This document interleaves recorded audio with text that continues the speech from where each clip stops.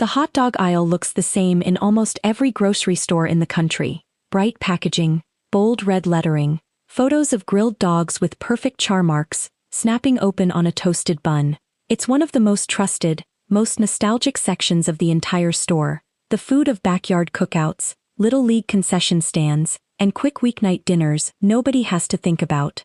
You grab a pack because you know the brand, or because it's the one your parents bought, or because it happens to be the cheapest option next to the ones you recognize. Nobody stands in that aisle reading ingredient panels like it's a legal document.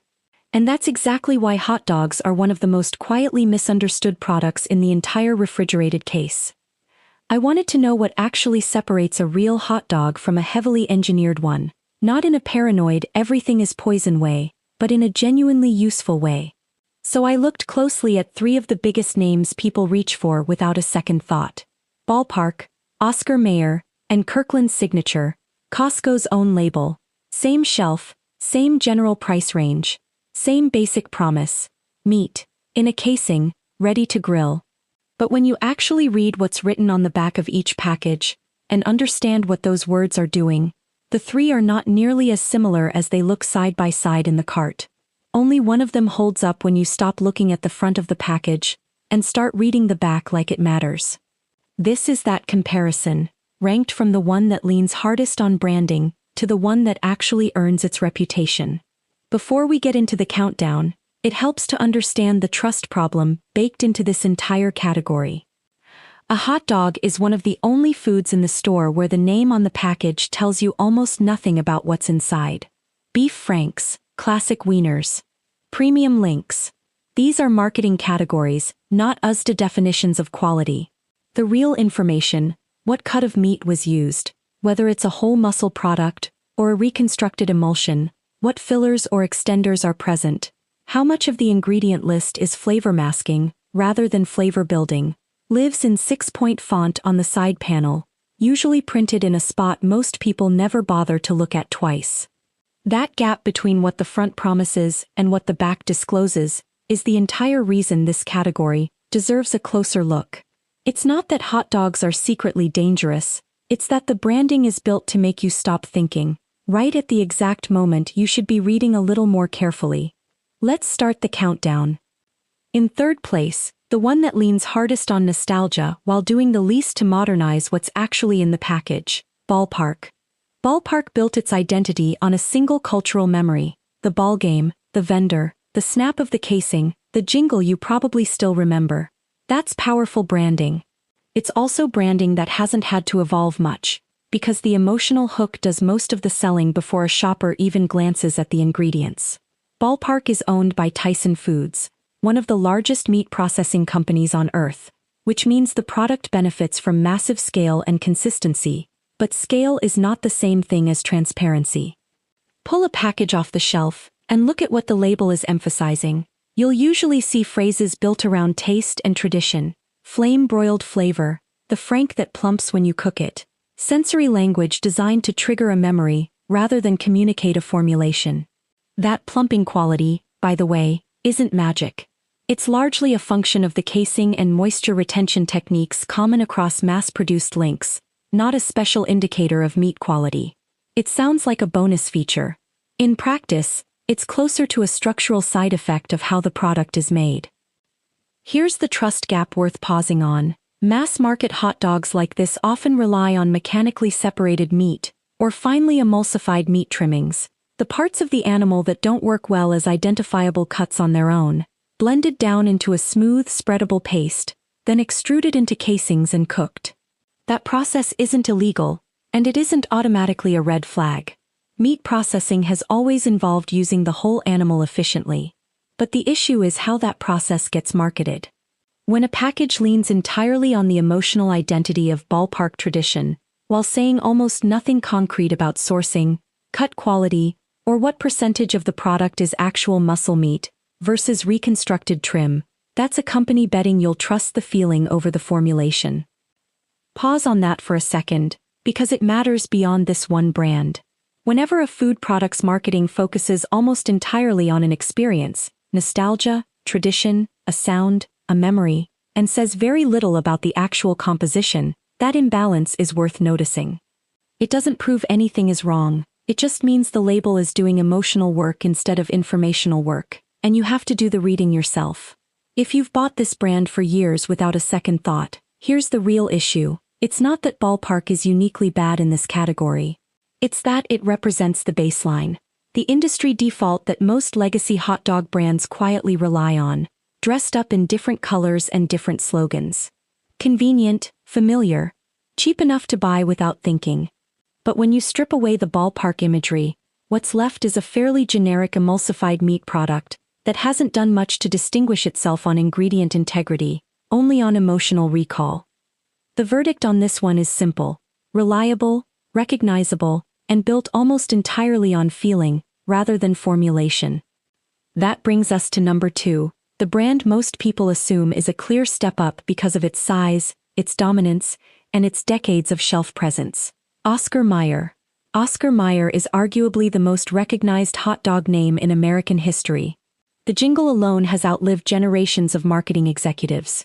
It's owned by Kraft Heinz, one of the largest packaged food companies in the world, which means enormous manufacturing consistency and enormous marketing reach. And to be fair, Oscar Mayer has made real, verifiable moves over the years to simplify certain product lines, removing some synthetic preservatives and artificial ingredients from select products in response to shifting consumer demand. That's a genuine improvement, and it deserves credit rather than dismissal. But here's where the gap opens up, and where a lot of shoppers get quietly misled by brand reputation alone. Simplification of a few specific ingredients is not the same thing as simplification of the whole product. When you look across the Oscar Mayer lineup, you'll notice real variation between products, some formulated with cleaner, shorter ingredient panels, others still built around the traditional mass-market approach: mechanically processed meat, added water, corn syrup or other sweeteners, and flavor and color compounds designed to standardize taste across enormous batch sizes. The brand's reputation for being the trusted classic tends to get applied uniformly by shoppers, even when the actual products underneath that reputation are not uniform at all. This is where the category starts revealing its real pattern. A brand's overall image gets built by its flagship products and its advertising history, but that image gets quietly borrowed by every item on the shelf carrying the same logo, even the ones that haven't changed much. You reach for the pack because you trust the name. The name earned that trust decades ago, through a different product formulation, under different manufacturing conditions, before some of today's cost-driven shortcuts became standard practice across the industry. The label hasn't lied to you, but the halo effect around a legacy name can absolutely outpace what's currently inside the package. There's also the question of scale itself. Oscar Mayer produces at a volume that requires enormous manufacturing efficiency, and efficiency at that scale tends to favor standardized processing methods, flavor systems and texture stabilizers that make every hot dog in every region taste identical, rather than variation driven by higher quality, less processed cuts. That consistency is genuinely useful for a company. It's less clearly useful for a shopper who assumes trusted brand automatically means premium ingredient sourcing. So here's a quick decision rule worth remembering, not just for hot dogs but for any legacy packaged food. Brand trust is earned historically, but ingredient quality has to be verified currently. A logo you've known your whole life tells you about consistency and marketing investment. It does not tell you what's inside this specific package, this specific year, this specific formulation. Those are two different questions, and the industry benefits enormously from shoppers treating them as one. Oscar Mayer's verdict: partially improved, still inconsistent across its own product line, and carrying more reputation than the full lineup currently earns. That brings us to the one that actually holds up. The answer to the title's promise, the brand that turned out to be the real one. Kirkland Signature, Costco's private label. This is the part where the pattern breaks, and it's worth understanding why, because the reason isn't mysterious or accidental, it's structural. Private label products like Kirkland Signature exist under a completely different set of incentives than name brand products from massive multinational food conglomerates. A brand like Ballpark or Oscar Mayer has to spend enormous amounts of money on advertising, packaging design, celebrity tie-ins, and shelf placement fees, and that spending has to get recovered somewhere, often through ingredient cost-cutting that isn't visible on the front of the box. Costco's private label operates almost the opposite way. Kirkland Signature doesn't need a jingle. It doesn't need decades of nostalgic advertising. Its entire value proposition is built on one simple promise to the membership base: solid quality, competitive pricing, and a retailer willing to put its own name directly on the product, which means its own reputation is riding on that product performing well. That single structural difference changes the incentive from make people feel something to make people come back and buy it again, because it's genuinely good. And when you look at what's actually printed on a Kirkland Signature hot dog package, that incentive shows up in the ingredient list itself. The formulation tends to lean on higher meat content relative to fillers, a shorter and more identifiable ingredient panel, and less reliance on the kind of flavor-masking additive stacking you often see in products built primarily around brand marketing rather than product performance. This isn't a lab result, it's a label you can read yourself, side by side with the other two, right in the store. Here's the part that surprises people the most, and it's worth pausing on directly. This isn't a case of a boutique, artisanal brand beating out cheap mass-market competitors. Kirkland Signature is still a mass-produced product, made at enormous scale, sold at a genuinely affordable price point. The lesson here isn't spend more money for better quality. It's that price and quality don't move in lockstep the way most shoppers assume. A retailer with direct accountability to its own name, selling in bulk without the overhead of a traditional advertising budget, can end up delivering a cleaner formulation at a lower cost than a legacy name-brand competitor spending heavily on nostalgia and shelf presence instead. That's the real pattern underneath this whole comparison. It's not about villains and heroes. It's about understanding who actually benefits when a product's identity is built on emotional branding, versus who benefits when a product's identity is built on repeat purchase performance. Name brands profit from your familiarity. Private labels profit from your satisfaction. Those two incentive structures produce genuinely different products, even when they're sitting 6 inches apart in the same refrigerated case. Now here's where this becomes useful, beyond just these 3 specific packages, because the goal isn't just to tell you which hot dog to buy, it's to give you a lens you can use on the entire processed meat aisle, long after this video ends. First, flip the package over before you decide anything. The front of any hot dog package is built to trigger an emotional association: nostalgia, tradition, a family memory, a summer afternoon. That's not inherently dishonest, but it's also not information.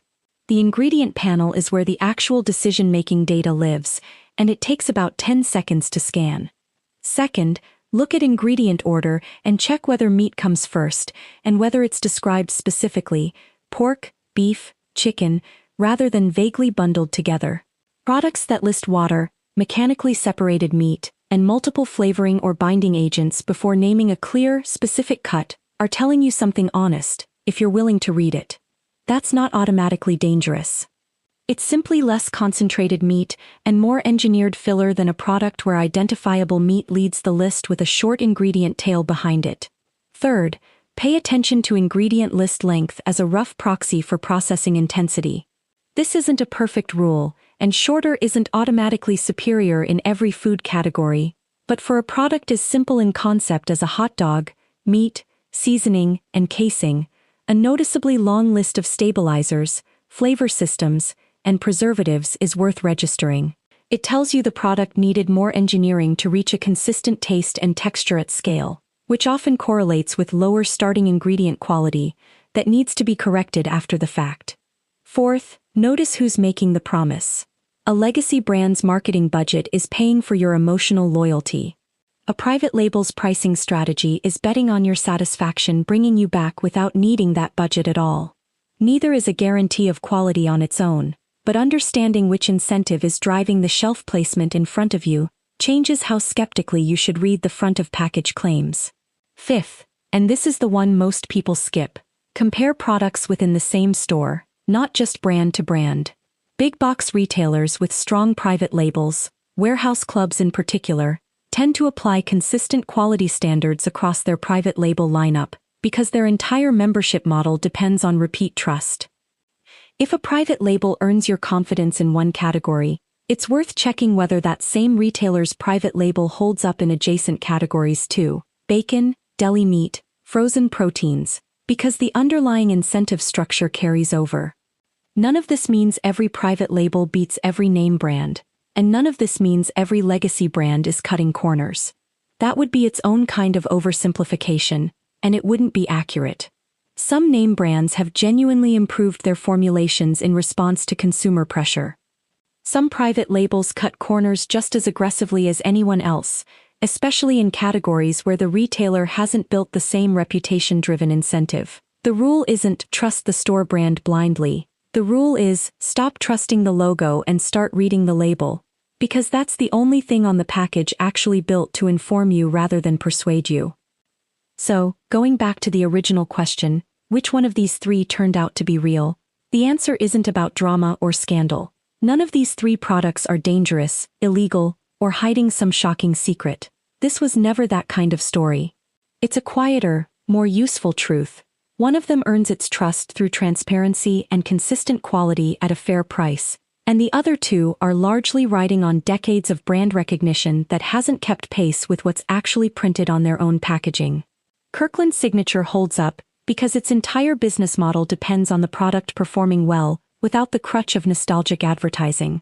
Oscar Mayer holds up partially, improved in places, inconsistent across its full lineup, and still leaning heavily on reputation built decades ago. Ballpark holds up the least, because its entire identity is built on feeling rather than formulation, and the label reflects that imbalance clearly once you actually read it. The bigger takeaway here isn't about hot dogs specifically. It's about how much of your grocery cart is being filled by memory, instead of information. Every aisle in that store has its own version of this exact dynamic. A familiar name doing the emotional work that an ingredient panel should be doing instead. The fix isn't complicated, and it doesn't require becoming a food scientist. It just requires 10 extra seconds at the shelf, flipping the package over, and asking one simple question. Is this brand asking me to remember something, or is it actually telling me something? If this comparison changed how you'll look at the hot dog aisle next time you're in the store, let me know in the comments which of these three you've been buying, and whether your own store's private label held up when you checked it yourself. I'd also like to know what category you want investigated next. Because this same pattern, familiar branding quietly outrunning what's actually in the package, shows up almost everywhere in the grocery store, and there's a lot more worth uncovering.